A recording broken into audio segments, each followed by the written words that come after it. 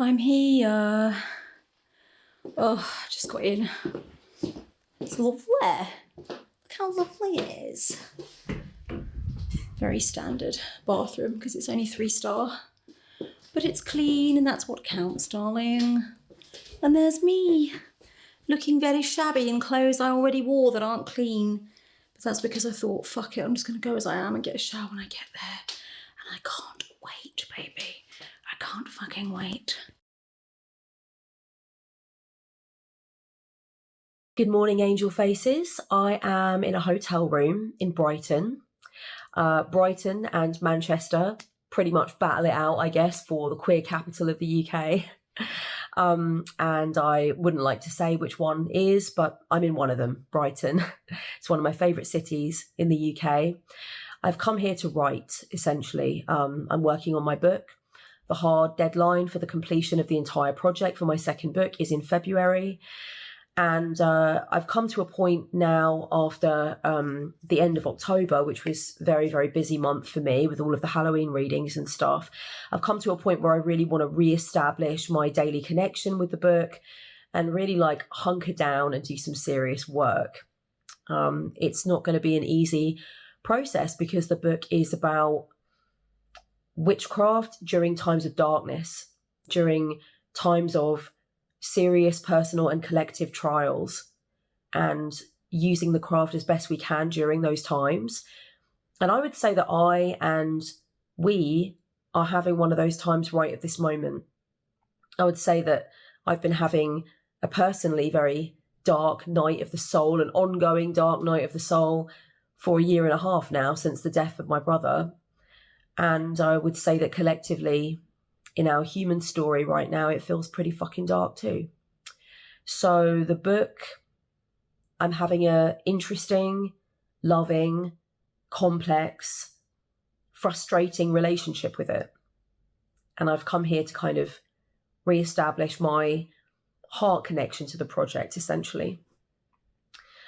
I like to get away to write. Once in a while, I think all writers should. Whether you're writing to be published, whether you have been published, whether you ever want to be published, does not matter. If you're a writer, you're a writer, and that's the end of that. Doesn't matter what your ambitions are. I think it's nice to have a writing break, a writing retreat, and give yourself that time of power and that space for yourself. And you could say this is true for every creative endeavor. I'm just speaking to writing because writing is my heart and writing is where I'm coming from. So I thought I would bring you with me, and I've no idea what this vlog is going to be, but there's definitely going to be a bit of Brighton in it, okay? Because I'm meeting my friend Izzy in the lanes in 2 hours for breakfast. If you don't know what the lanes are, they are the part of Brighton that is filled with all the beautiful little interesting shops and cafes, and they are basically lanes. They are a bunch of little lanes that you can walk down. They're pedestrianised and they're beautiful.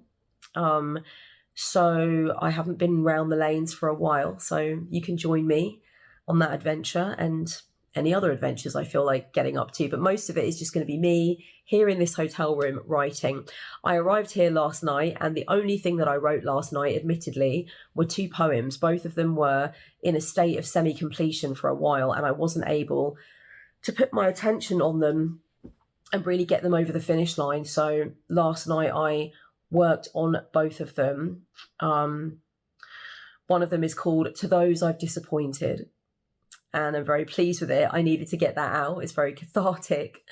It's about people I've disappointed and how I feel about them. People that are disappointed by my stance on Palestine, people that have told me they're disappointed with me or they won't be watching me anymore or whatever the fuck.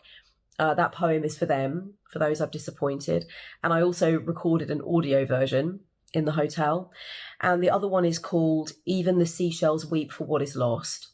And that one is about how battered and bruised and sad and scared I feel at this moment. So yeah, I really needed to get both of them out. I'm going to get in the shower now and make myself presentable for Brighton. It is a very beautiful, bright day outside, so hopefully that won't change. And Izzy and I can have a lovely walk around the shops and get the Brighton vibes before I come back to my writing practice. And you'll be able to see how I do things and what it looks like. At the end of the month, I'm going to the National Demo in London, so I think I'll take you with me there too. Okay, let's do this. Oh, by the way, before I step into the shower, guys, I will leave the links to both of those poems down below for you, so you can have a read if you're interested in my poetry. If you've not read it before, you can have a read of it. As I was falling asleep last night, I was actually falling asleep to a documentary about the life of Dylan Thomas. I absolutely love Dylan. He is my all-time favourite poet. He's very important to me, so every so often I like to whack a documentary on about his life and times, and that was very inspiring as well. So I'm feeling quite the poet today. I really am, and I think Brighton will bring more of that out of me because it tends to do that. It is one of those cities that I find very inspiring, and I always come away having already written a poem or having one sort of percolating in the brain box. So yeah, I'll leave the links to the poems down below as well. Okay, darlings, I've had a shower. I'm feeling a lot fresher. Got a little outfit going on here. So all I need is a little bit of lippy to complete my makeup look, and I will be on my way to meet my girl Izzy. So I'm very excited, and it's still blue skies. So that's great. It's only a few minutes away though. So I think what I'm going to do now is I'm just going to have a little look through the book notes, tidy my bed off, because I like to explode when I get to a hotel room. I want all my shit everywhere. And so I've got my makeup and bits on the bed. So I'm going to move all of that now and make sure that I've got myself a little writing station for when I get back. This is a very good trick for anyone, good tip rather, for anyone who wants to do a little writing holiday. Make sure if you're going to leave to have an inspirational walk around or meet up with someone, that you come back to an absolute writer's HQ. That is the aim here. That's the aim of the game. Here we go. So this is my little bed HQ. My laptop, obviously, kind of key piece of kit there. Dylan Thomas. I don't really get that poetic with my books about witchcraft, but he is absolutely the daddy, and I think we should always have our spiritual ancestors and most important mentors with us when we are doing anything creative. And this is my journal, because I definitely want to make sure I'm journaling as I go. I tend to keep a record of my process and what I've completed, and I find that inspiring. I've got my tripod there because obviously I'm vlogging. I've got my book notes here. This is everything to do with Witch in Darkness, which is the book I'm writing. Everything I thought I might want to put in there, the plan for the chapter outline, all of that. And I've also got my little deck of mini tarot cards, my Rider-Waite-Smith, because I do want to give myself a reading, just maybe a little one-card reading before starting the writing practice for the book. I tend to find that I like to allow tarot to guide me in that, as in all things. And then over here, I do have a desk set up, so I can move to the desk if I want to. I've got my other books on there that I'm reading, guys. This is Birthing the Holy. This is incredible. A really beautiful book of prayer for the Holy Mother. Wisdom from Mary to nurture creativity and renewal. I cannot recommend this book enough. It is stunning. And so I'm carrying it with me everywhere at the moment. And I do have my rosary and prayer cards in my bag somewhere.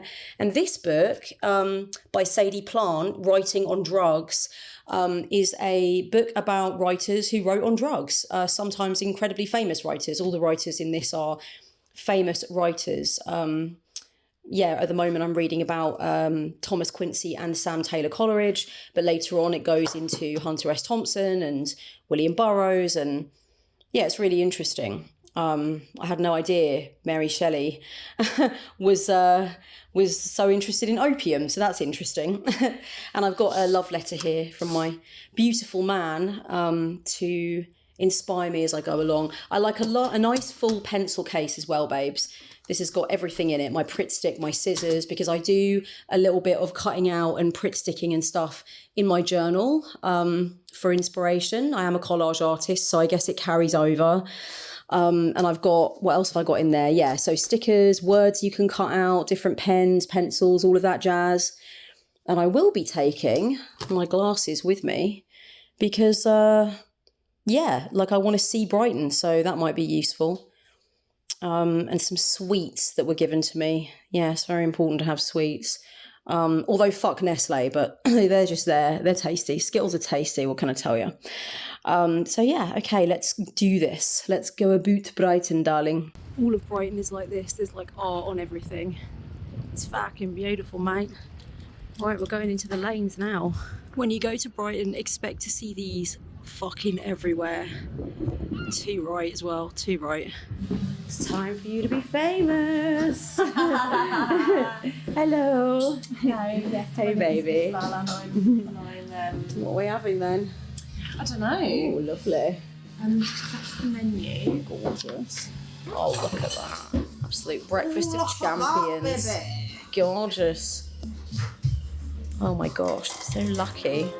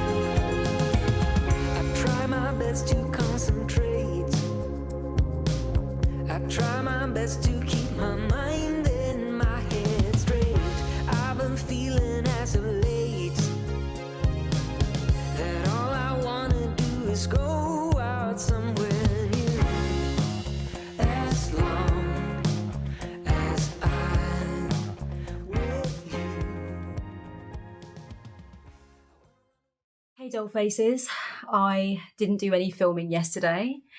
I wrote for the majority of the day. I did go for a little walk. I did not film the walk because Brighton was hideous yesterday. Just rainy, grey, gross, miserable. Everybody running to get into shelter because it was just so yucky. And I was just like, you know what, I just want to haul ass to the shop, get what I need and come straight back. But I did get myself like a nice vegan chicken sandwich and some fruit and some bananas and stuff, and I just carried on writing. I had a really difficult day yesterday, which is probably the other reason that I did not film. I'm just about to check out now and go back home. I was hoping to get loads of like cool updates of me writing my book and talking about what I was doing and about the journey of writing, and I didn't want to do any of that, you know, because yesterday was actually the year anniversary of my brother's inquest.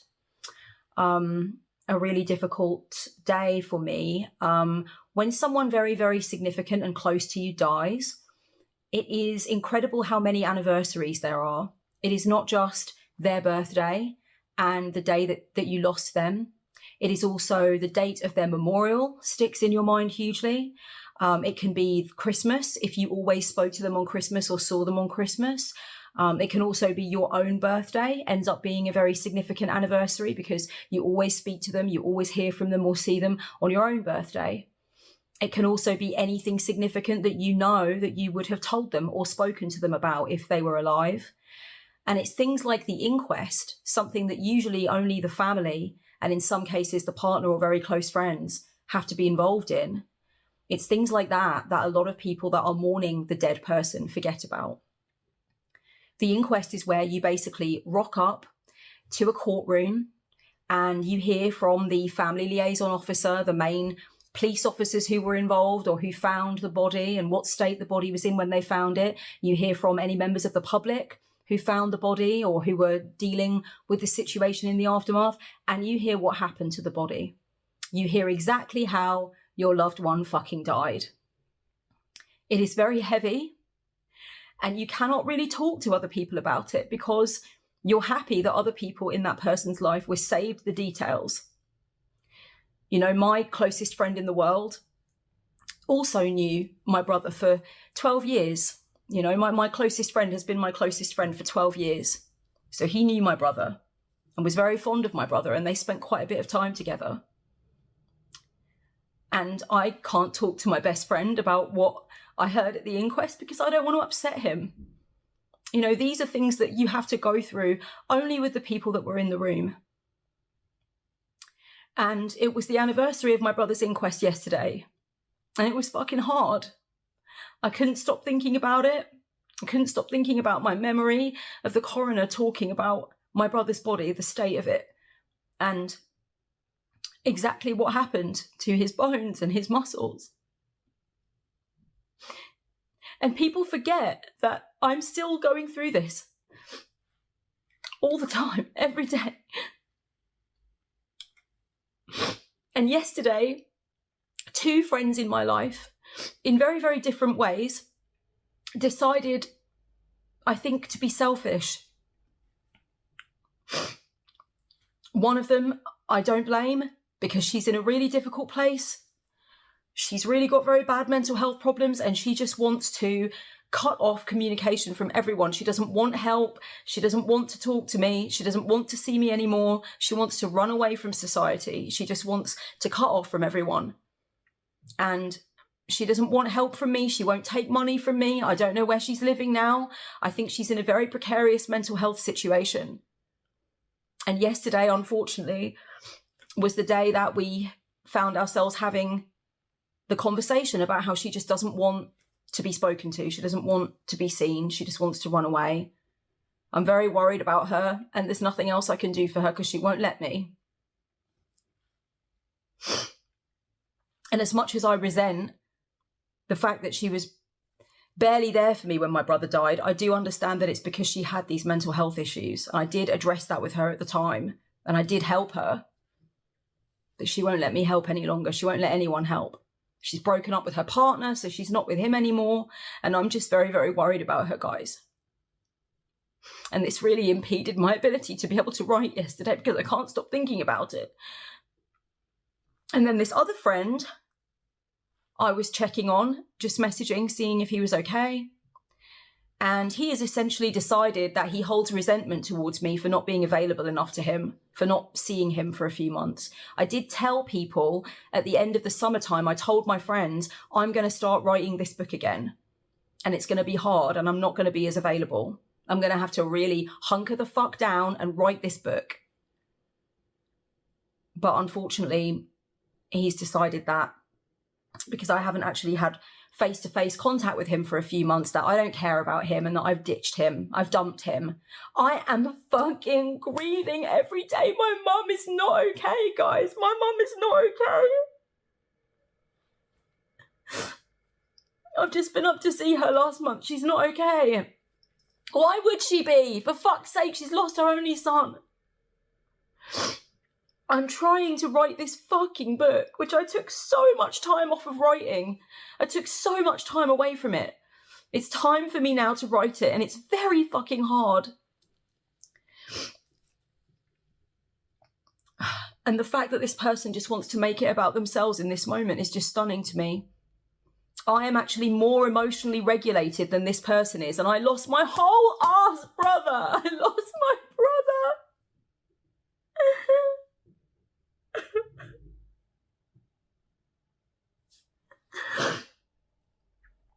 So I've been dealing with some real fucking selfishness, to be honest with you. And it's really impeded my ability to write. I have to leave this hotel room now and go back home because I have clients I need to see. But I just wanted to be really fucking honest. Because why not?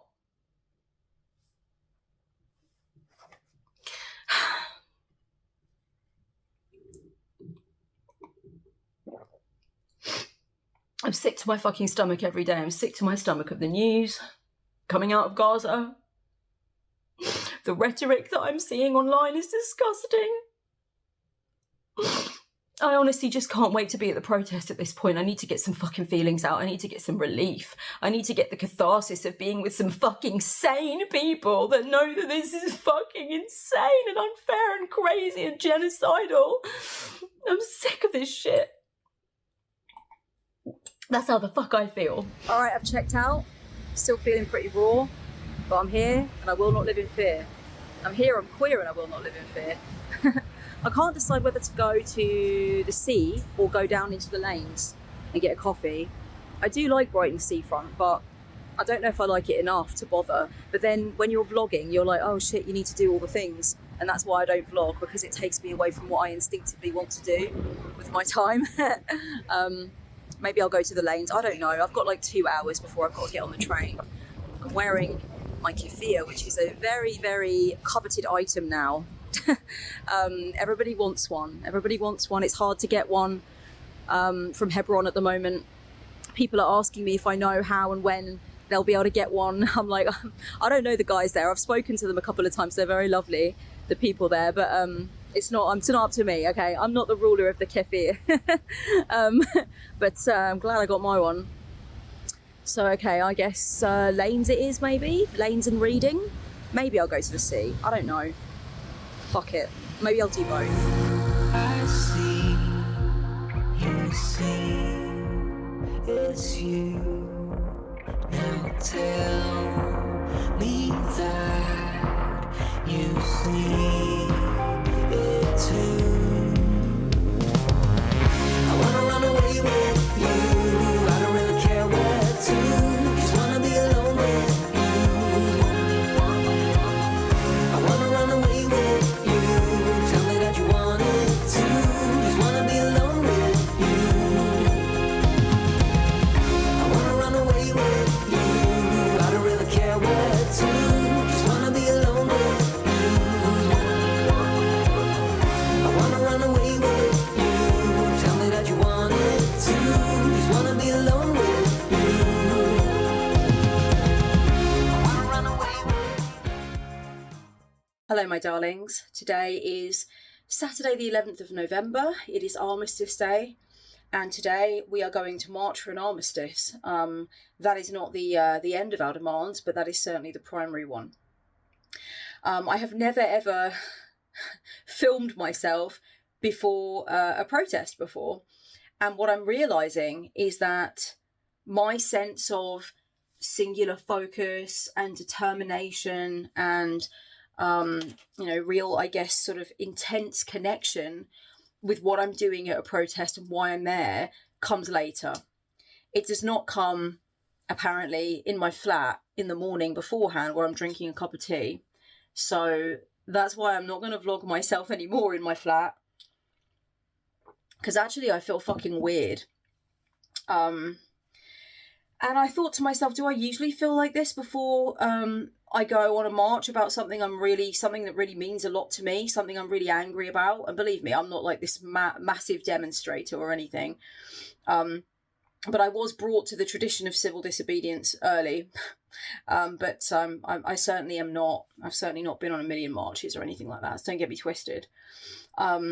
But I've thought about it and I was like, you know what? I am in an odd mood in the morning before actually leaving and kind of getting my shit together and getting my focus where it needs to be. All right, my loves, I'm in Hyde Park.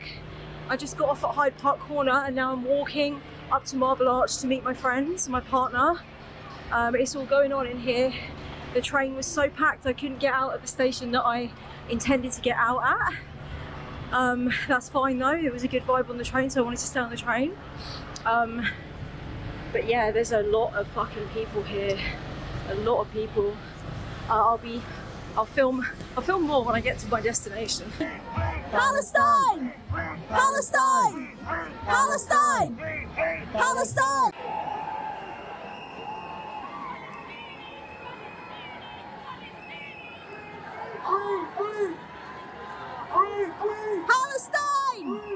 Palestine! Palestine!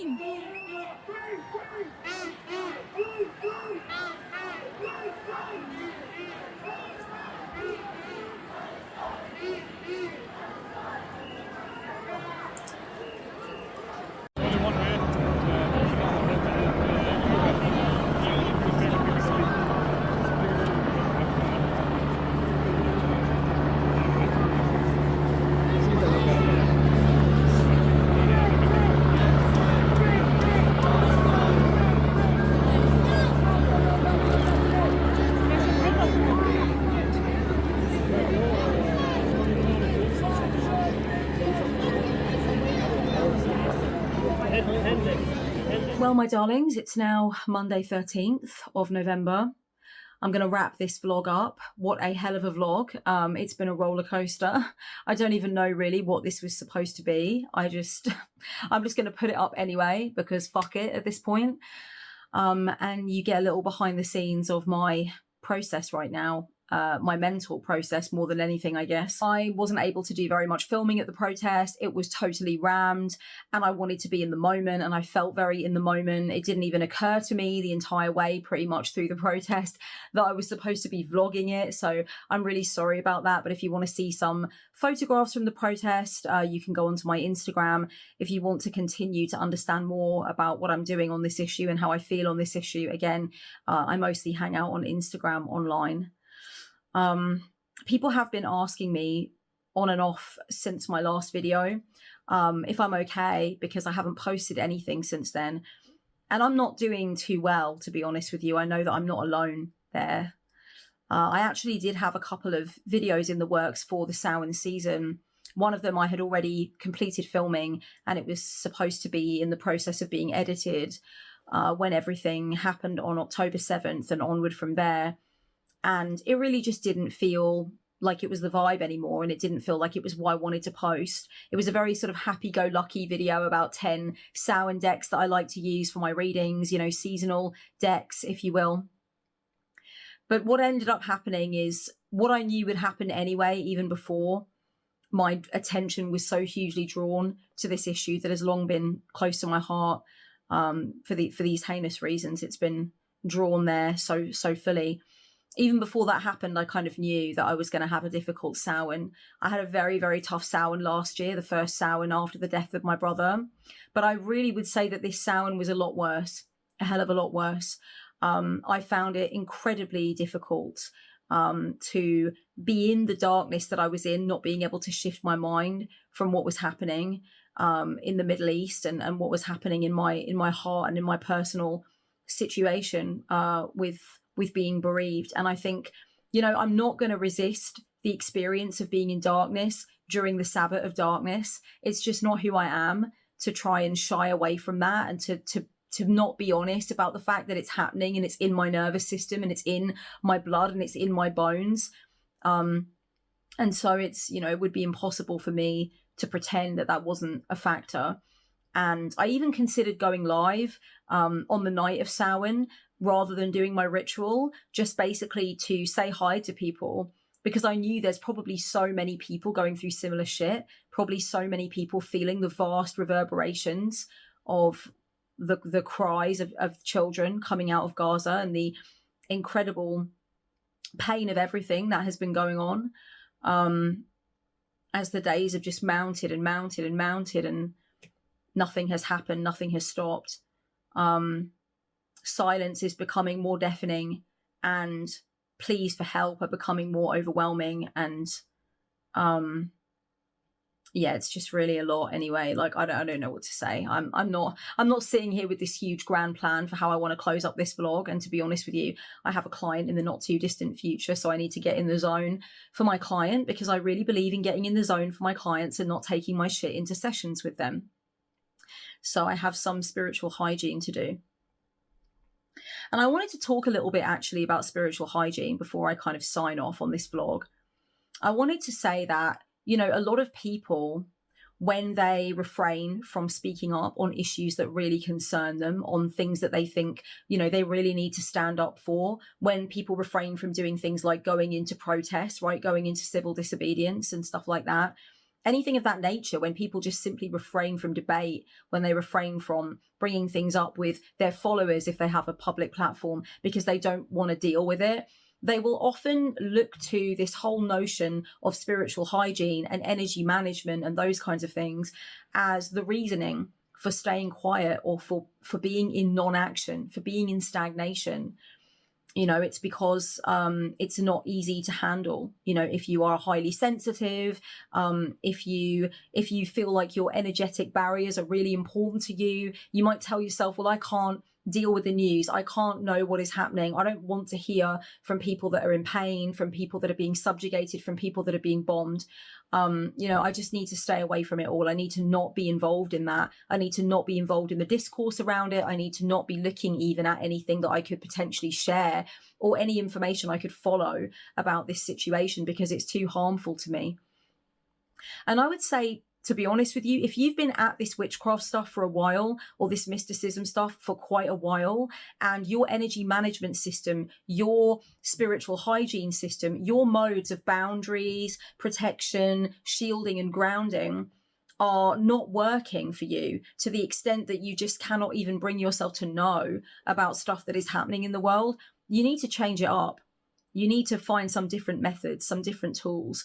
Because there are a great many incredible tools. And as I always say with the work that I do, it's going to be individual tools. Everyone is going to be helped by a different set of things that make it possible for them to do the work they want to do in the world, say the things they want to say, come up against the tough stuff.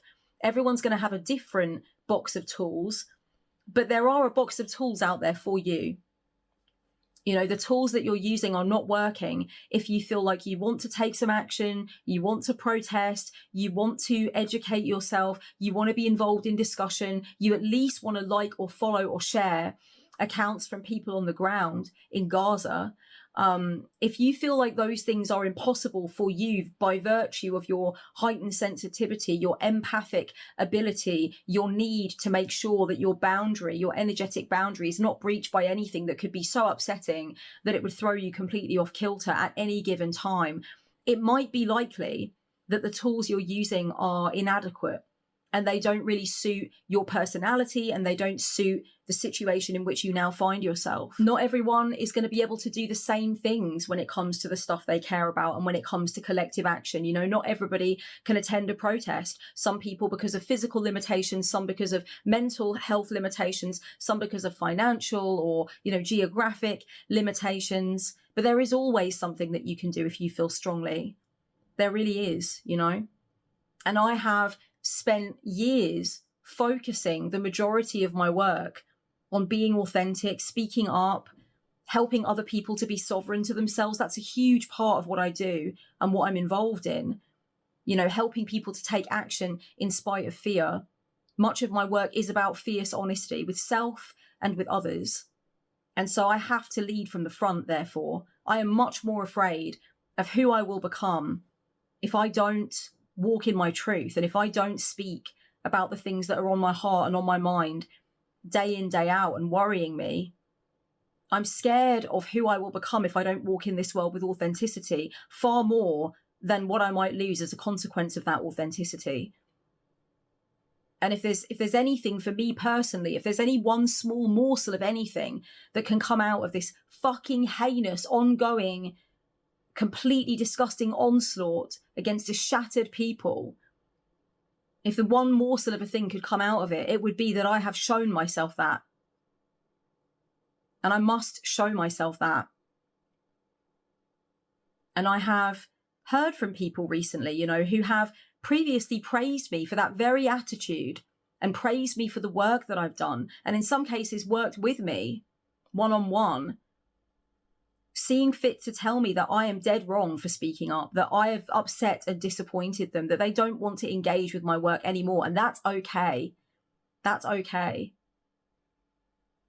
And even in some cases, like bringing up the fact that, I've supported your business, I've financially supported you. I was never dishonest about my views on Palestine or pretty much anything else. If you go onto my Instagram, there is a highlight reel. There are many highlight reels at this point on my Instagram called Politics, Politics 1, Politics 2, Politics 3. I think I'm on Politics 5 now.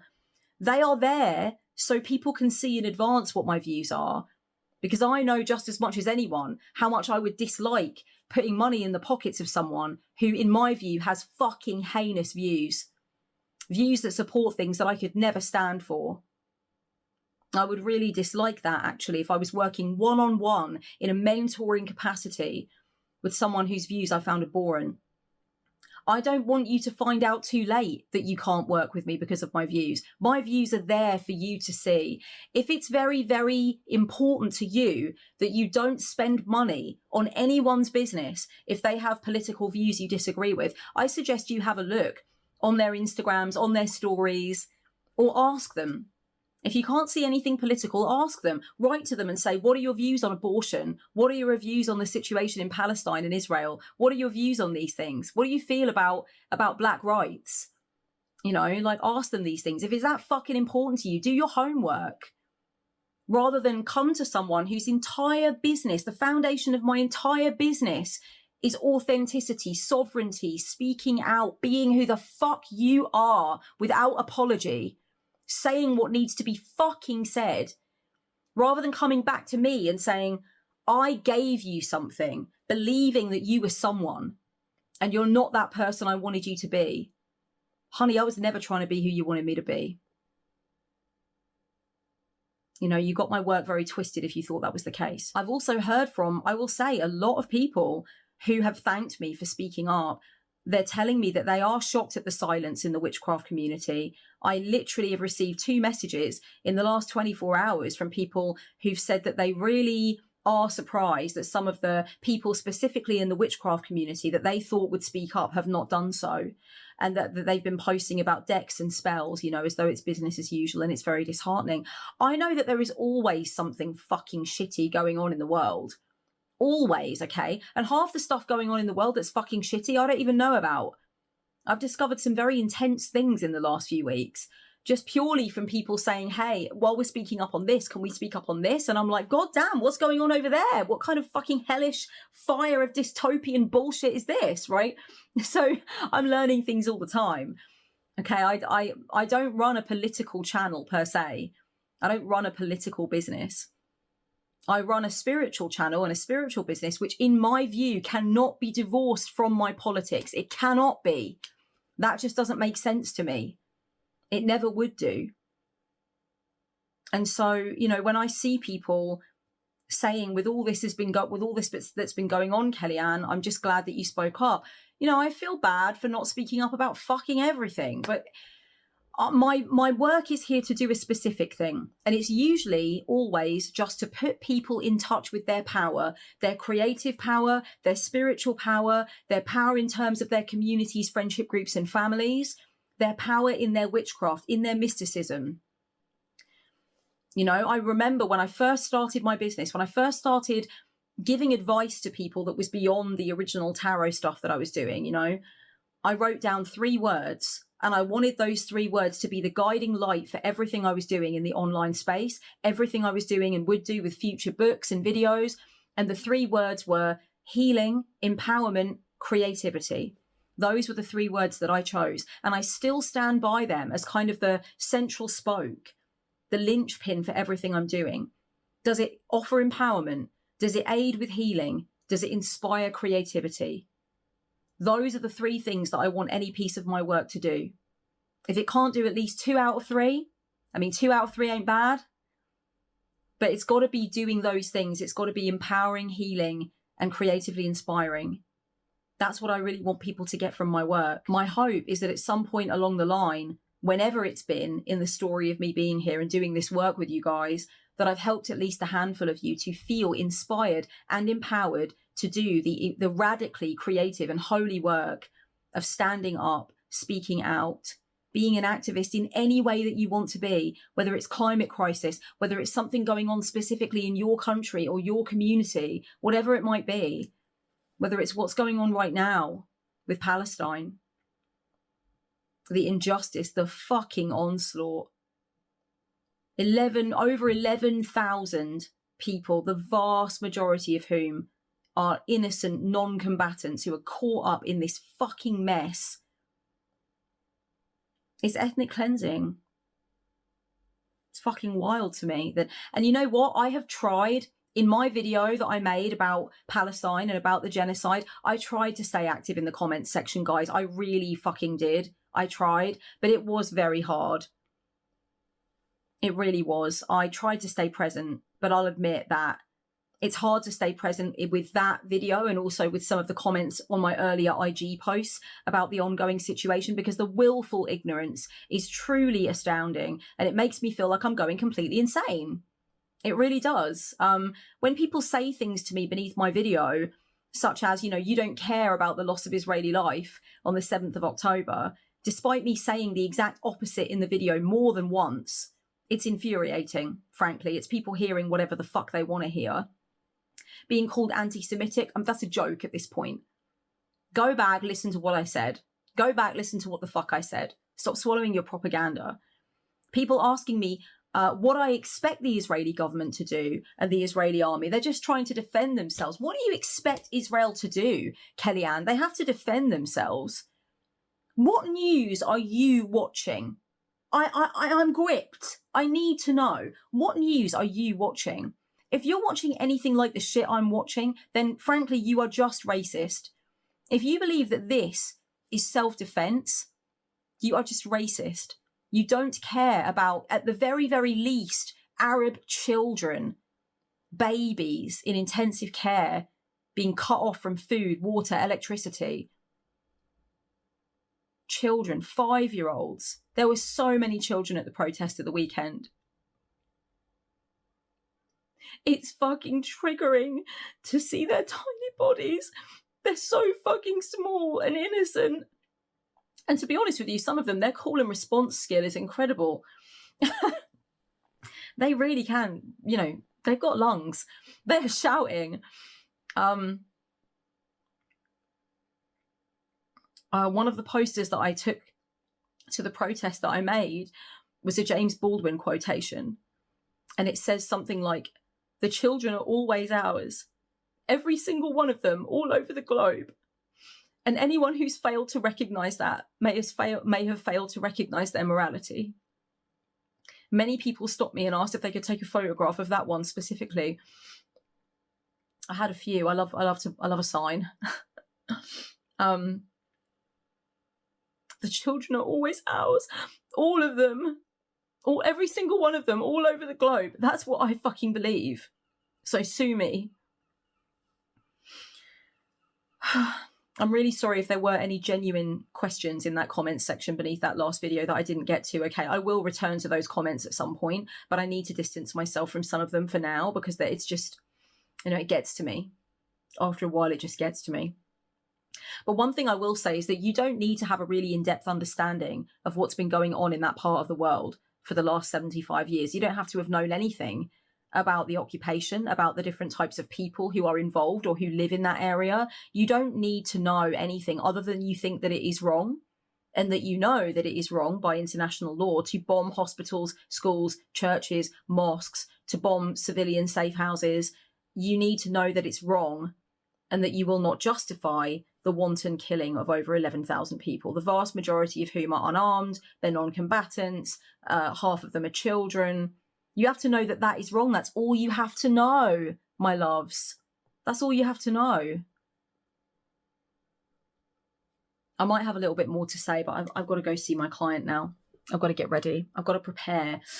I've got to meditate. Hello, dandelions. It's been a few days now since I filmed the last thing that I filmed for this vlog. And I think it's time to sign off.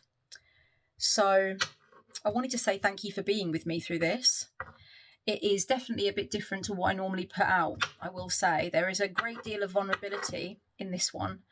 And a little bit of ranting, a little bit of venting, certainly. I don't think I can be accused of restraint for this vlog. So let me know what you thought of it. I guess, don't be horrible, but I know it's very different to my usual kind of vibe, but I'm feeling a bit different to my usual vibe, I guess.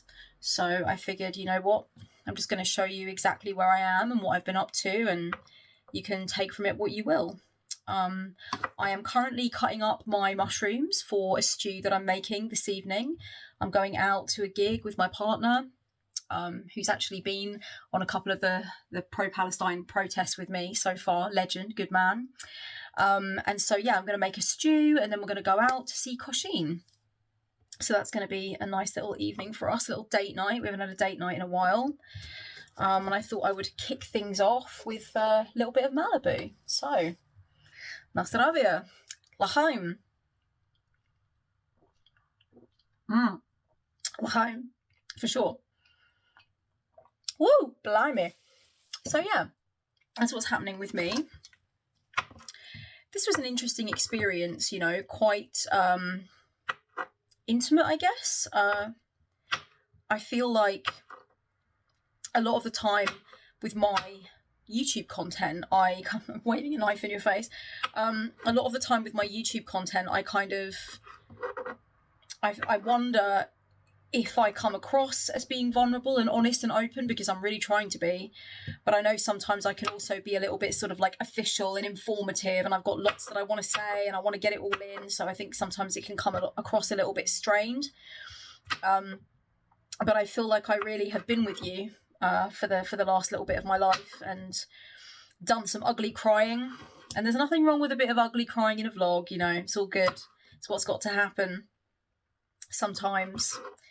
So I will be coming back to the channel shortly with a video about theatrical magic and ritual. I will certainly be putting in there some ideas and some support for people that want to bring activism more into their craft and want to really think about activism as ritual and as magic and as devotion, because it is all of those things. It can be all of those things, guys. And I think that that's probably something we could stand to talk about quite a bit more. So I'm excited to share those thoughts with you. One thing I want to mention before I head off today, next month I'm going to be praying a 9-day rosary novena. And it's going to be radical and it's going to be colourful. It's going to be prismatic, darling. My prayers to the Holy Mother are always that. They are never anything but that. Can get emotional, I'm not going to lie.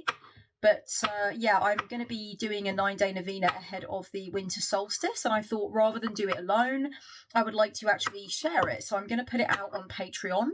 There's going to be 9 videos over 9 days and you can follow along with me. All you need is a rosary and I will take you through some neon mysteries. It is going to be different. If you were raised Catholic, it's going to be a different vibe, okay, to what you are used to in your Catholic upbringing. Although I do leave the prayer of Our Lady alone. All right, I do love the prayer of Our Lady. That's not going to change. Even the bit about sinners, okay, yeah, it's all going in there. Nothing changes.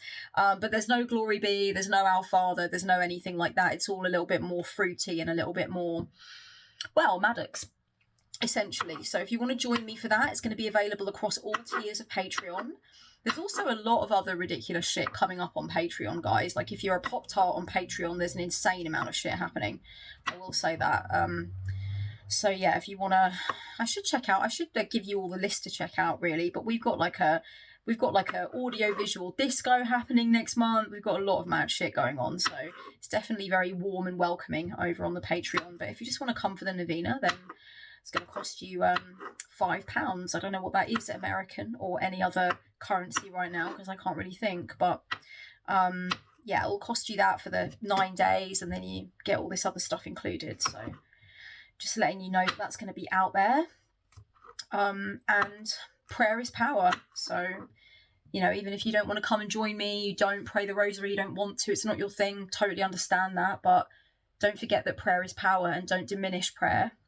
You know, whether it's for praise, whether it's for devotion, whether it's for petition on behalf of yourself or intercession on behalf of another, whatever it might be, there are so many different styles of prayer and ways to pray. And, you know, it doesn't have to be something that you have these old attachments to and these old feelings about that's confusing and doesn't feel good and feels dogmatic. It doesn't have to be like that. You can make prayer your own thing.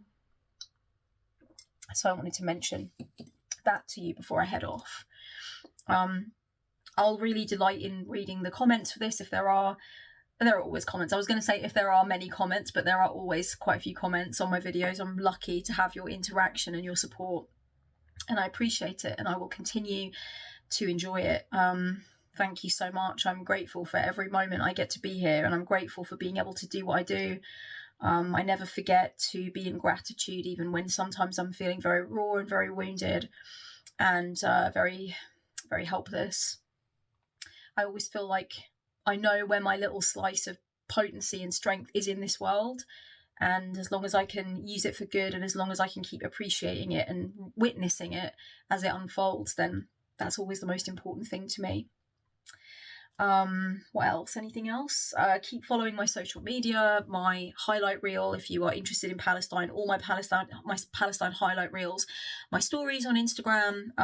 I still post on my Instagram, you know, lists of Palestinians on the ground, Palestinian journalists, Palestinians in the diaspora speaking in defense of Palestinian life. I will continue to share those resources, and there are so many more from others. You know, please don't feel like you just need to rely on me for this stuff, but if you want to use me as a starting point, I'm there. And Instagram is where I do all of my sort of online learning to that effect. You know, obviously I'll be directed towards articles or directed towards video essays or documentaries, but actually what I have got going on in terms of who I follow on Instagram is an amazing starting point for a lot of other more wider and richer reading that I do. So I've also been looking through reading lists, and they're really amazing. I'll leave a link to one down below from an absolutely amazing Palestinian follower of mine who I got a chance to speak to recently, and it was like so inspiring. And I'm just like, my mind is blown. So yeah, Sonia, thank you so much for putting together the reading list, and I will leave that down below. I'm going to be picking up a few bits and pieces off of there, so yeah, I'm gonna do a bit more reading, and I'm hoping to put together a fundraiser on Instagram at some point. I just need to figure out how the fuck it works. I've always wanted to do a fundraiser, like a card slinging fundraiser, so I'll see how that works, and I will give you details about that. That's all for now, guys. I'm gonna go and cook and get ready for my night. So yeah, much love, much love. Free Palestine, forever, blessed be. Hello, Kenny. I can show you enlightenment. Hurry up, mate. I've been waiting. Oh my god, I want this suit of armour. It's so camp. Just get hurried about it. Yeah, definitely. I'm gonna get him to come in the armour and present me with this dragon's egg.